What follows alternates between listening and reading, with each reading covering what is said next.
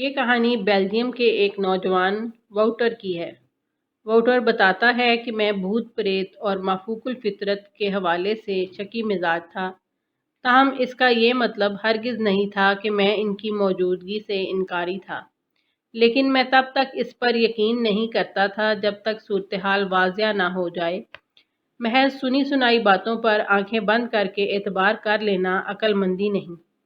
بہت سے ایسے لوگ مل جاتے ہیں جو بلا تحقیق کسی بات پر فوراً ایمان لے آتے ہیں، مگر میں سچائی کی تلاش میں رہتا ہوں، سچائی سامنے آنے پر ہی اس کا یقین کرتا ہوں۔ میں آپ کو اپنی ایک ایسی کہانی بتانے جا رہا ہوں جس کے بعد بھوتوں پر میرا یقین پختہ ہو گیا۔ میری عمر 26 سال ہے۔ جنوری میں میرے 2 بہترین دوستوں کا آگے پیچھے انتقال ہو گیا۔ دونوں کی موت کے اسباب ایک دوسرے سے مختلف تھے۔ ایک دوست نے خودکشی کی جبکہ دوسرا دوست طبعی موت سے مرا۔ مجھے دونوں دوستوں کی موت کا بہت دکھ ہوا۔ دونوں بہت پڑھے لکھے اور ذہین آدمی تھے۔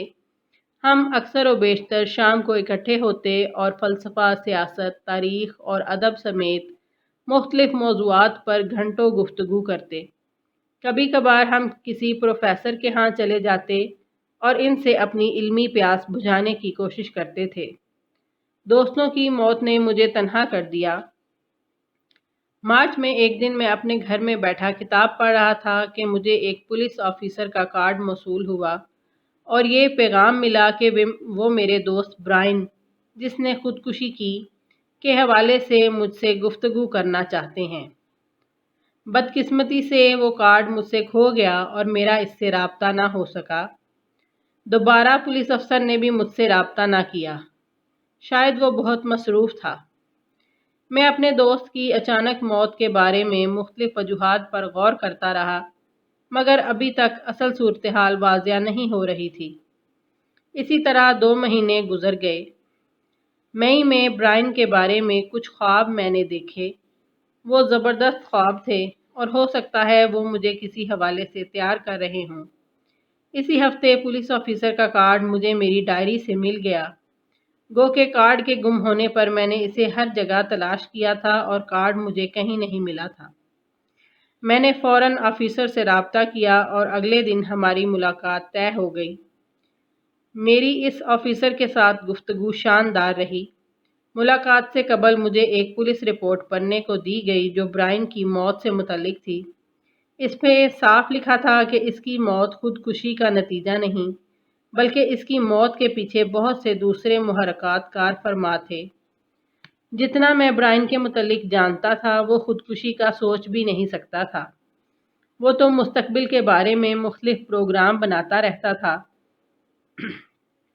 میں نے گھر آ کر برائن کی منگیتر کو ٹیلی فون کیا اور اسے ساری صورتحال سے آگاہ کیا۔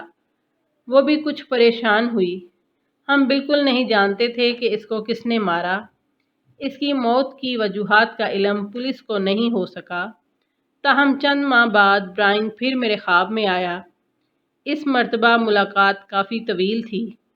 برائن نے مجھے اپنی موت کے حوالے سے تمام حقائق سے آگاہ کیا اور درخواست کی کہ وہ اس بارے میں کسی کو کچھ نہ بتائے، تاکہ اس کی موت کی طرح اس کے اسباب بھی تمام لوگوں سے پوشیدہ رہیں۔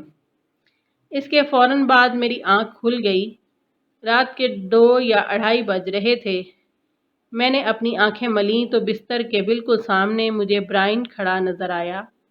اس کی آنکھوں سے آنسو بہہ رہے تھے۔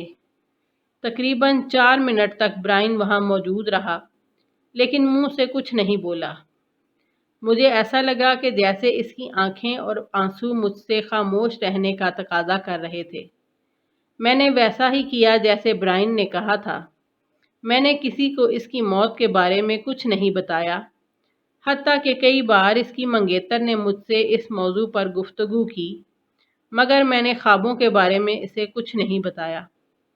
اس کا نتیجہ آج یہ نکلا ہے کہ میں جب کبھی برائن کو سوچتا ہوں، وہ رات کو میرے خواب میں آ جاتا ہے۔ اس سے ہفتے میں 2-3 مرتبہ ملاقات ہو جاتی ہے۔ اس کے علاوہ مجھے کچھ نہیں چاہیے۔ تو ناظرین، یہ تھا آج کا ہمارا قصہ ہے۔ ایسے مزید واقعات آپ کو ملتے رہیں، اس کے لیے ہمارے چینل کو سبسکرائب کریں اور بیل آئیکن کو ضرور پریس کریں۔ اور آج کا واقعہ آپ کو کیسا لگا، کمنٹ کر کے اپنی قیمتی رائے کا اظہار ضرور کریں۔ شکریہ۔